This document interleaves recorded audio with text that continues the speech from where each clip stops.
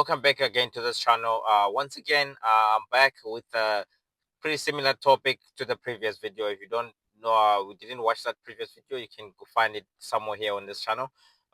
Today, after that video, the previous video, when I was talking about Donald Trump threatening South Africa that they must choose a side, whether they want to continue good relations with America, or they want to stand with Russia and China against United States of America, which is just a tactic by Donald Trump, really, by United States of America, as they are losing global domination to countries like China and Russia, who have become very, very strong of late, and both economically and militarily.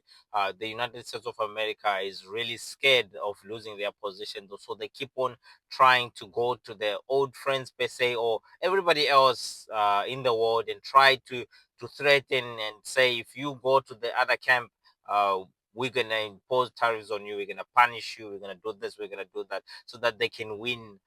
They can keep those countries scared, so that they can be loyal to America.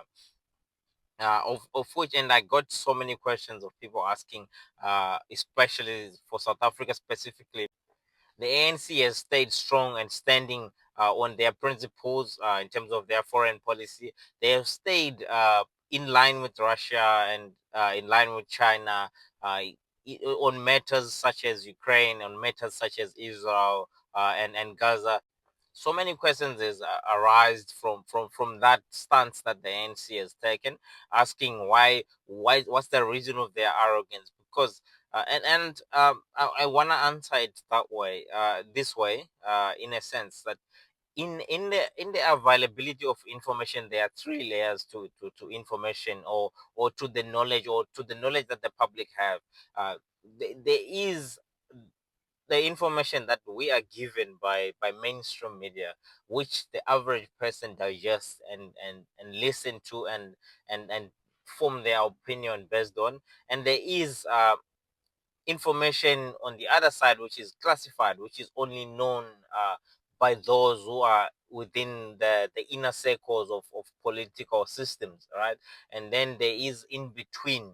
The middle part is where maybe some of us fall, where we don't um, right away agree with what mainstream information available is.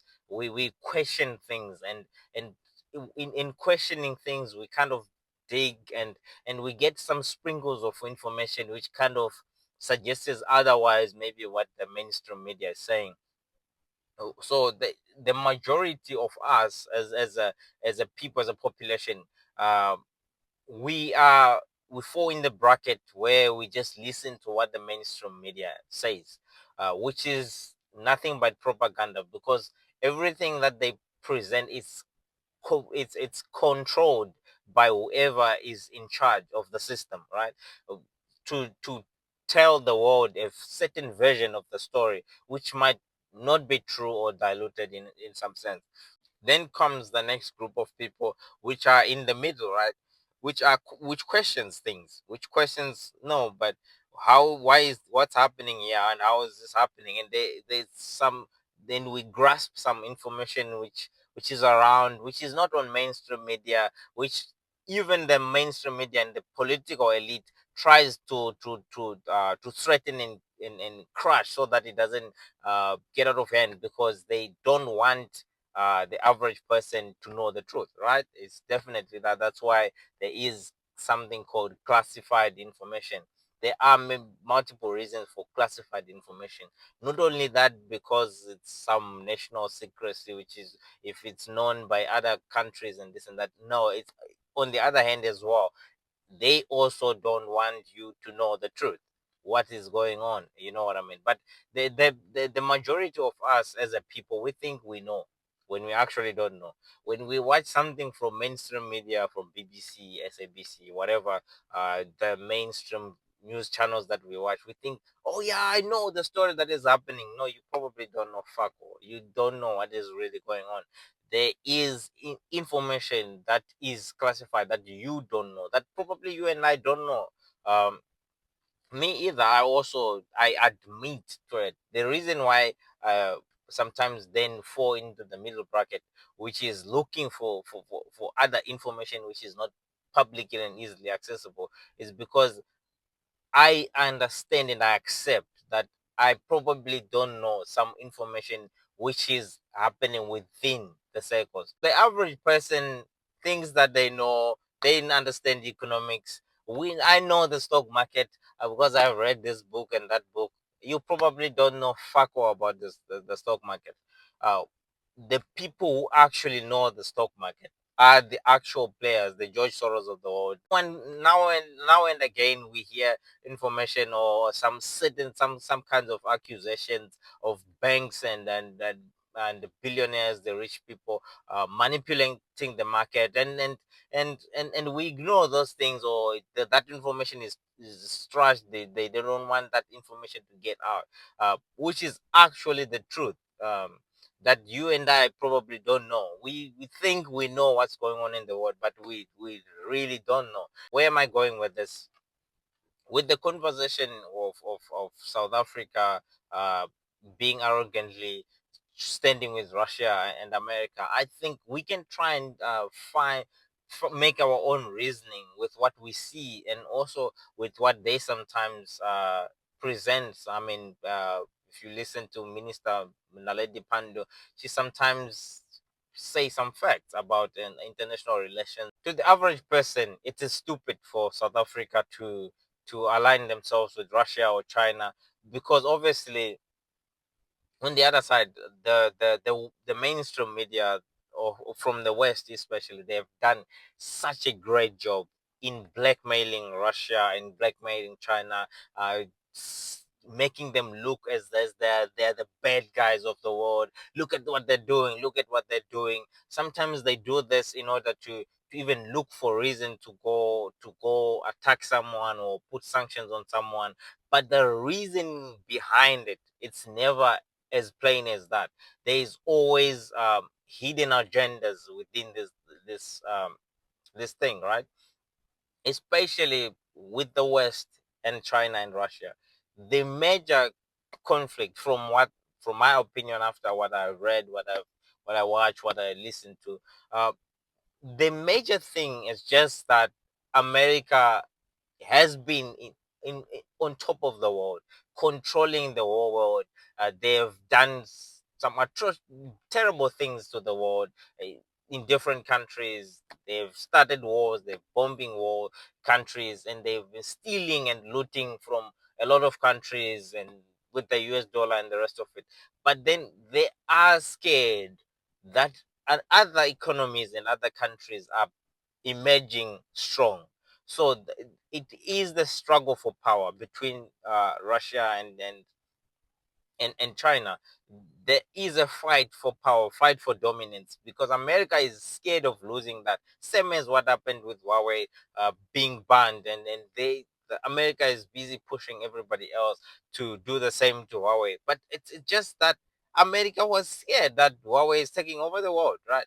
So they look for things to blame and lie and say bullshit about certain things. But the truth is, they realize, oh no, this company is coming and it is strong. It's dominating even our own local markets in America. Apple is even falling behind them. They can make their technology cheaper and still as good as our own technology. They realize, no way, this is not gonna work. We can't sit down and let this go. Then they impose the sanctions and all that, and they banned Google from working with them and the rest of it. But to the rest of the world, we think it's just is literally because Huawei is bad, but there's nothing wrong with it. You understand? It is literally the fight for dominance. It is the same thing with the US dollar. They realize, oh no, we are losing. That's why they now trying to force everybody. If the US dollar system is good, right? You don't need to threaten anybody in the world to not leave the US dollar, like what Trump said. They can't leave the US dollar when I'm in power. I'll punish you. How does that work? If this system, the using us using the US dollar is good for us, he's not even trying to say if there's anything wrong with using the US dollar, we will fix it. No, he is threatening that he's trying to force the world to use it. America has done so many terrible things in the world. In having relations with the US, the way the US wanna interact with the world is colonialistic, is imperialistic. They have uh, as Africa, as South Africa, as an African country, why we choose to align as Africans to Russia and China. Remember, these countries have been there for us during the liberation struggle. The weapons that we were using were coming from Russia to liberate ourselves against the Americans. It's because these people have been with us for a long time. They have been good to us. You might try and dig, find it. I have never found it. You can find any report which says Russia is looting, stealing oil from this country. China is stealing this from that country. Maybe it's there, but it's very little. They don't wanna control your governments. They never come and cause coups and wanna put their own president and say, which is the way America operates. They have destroyed the whole Middle East. They have destroyed so many African countries. They have destroyed so many Latin American countries. For them to be able to milk and suck their stuff. And then I'm gonna play a video here very quick, shortly, where Donald Trump was acknowledging. And then they say he left troops in Syria. You know what I did? I left troops to take the oil. I took the oil. The only troops I have are taking the oil. They're protecting the oil. I took over We're taking the oil. We're not taking the oil. Well, maybe we will. Maybe we won't. They're protecting the facility. I don't know. Maybe we should take it. But we have the oil. Right now, the United States has the oil. I am going to play this video clip in a moment, which shows the character of the United States of America, which shows exactly who they are. That they are not the good Samaritans that they claim to be to the world. They just lie and lie to everybody. But the true nature of the United States of America is that they steal from the world. They cause wars that are unnecessary for their own benefit. I mean, in this clip here that we'll see shortly, truly shows the true character of the United States of America. About 10 days after 9/11, I went through the Pentagon, and one of the generals called me in. He said, "Sir, you got to come in. You got to come in and talk to me a second." I said, "We've made the decision. We're going to war with Iraq." This was on or about the 20th of September. I said, "We're going to war with Iraq. Why?" He said, "I don't know." He said, "I guess they don't know what else to do. They've just made the decision to go to war with Iraq."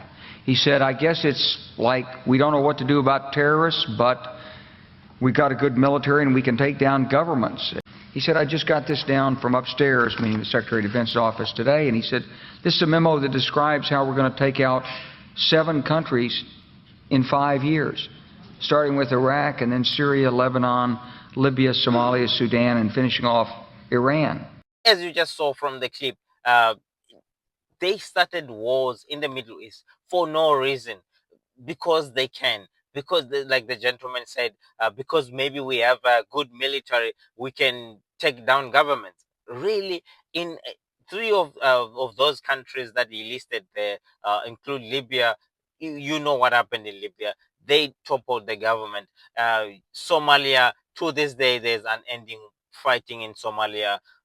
In Sudan, to this day, there's unending fighting in Sudan. And when the average person looks at this, we think, oh yeah, so this people from Sudan are probably stupid. But if you look at information like this, then you get to ask yourself, oh, really? This is what's actually happening.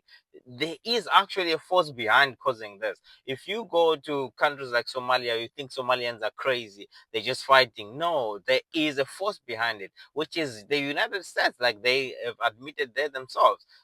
So this is the nature of the United States of America. So when South Africa or African countries are saying no to the United States of America and aligning themselves with Russia, they are not crazy. They are not stupid. I think the majority will think that the ANC government of South Africa are they just crazy. Why would they want to align themselves with the crazy Putin because that's what the West have told you, that Putin is crazy. But actually, it's not like that. They actually know what they're doing. They're actually smart. They understand what is going on. Russia has been a friend to Africa for a long time. Russia has helped Africa liberate itself from the West, from this very West that we are talking about today, that had colonized Africa. And Russia helped Africa. Countless countries in Africa, Russia has helped to liberate themselves. And I've never had anywhere there where Russia set a condition and said, after you have liberated yourself, this is the president that you must put. This is what you must do. This is what you must. Or them signing a shady deal or trying to steal from Africa. Never.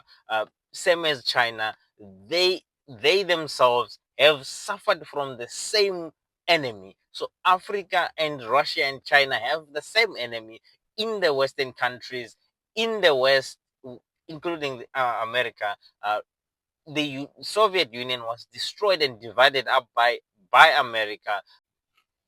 The average person, when they see the news and they hear that there's fighting in the Middle East, there's this in Syria, there's that, we think, probably the people in Syria are crazy, or the people in the Middle East, the Muslims are bad, they're crazy, that's why they're just fighting. No, no, no, no, no.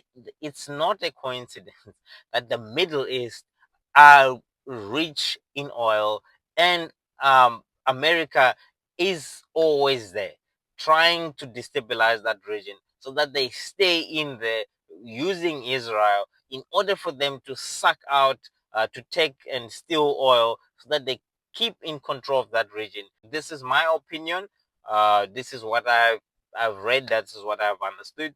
If you have any other opinion that differs from me, please, you are more than welcome to leave it in the comment section.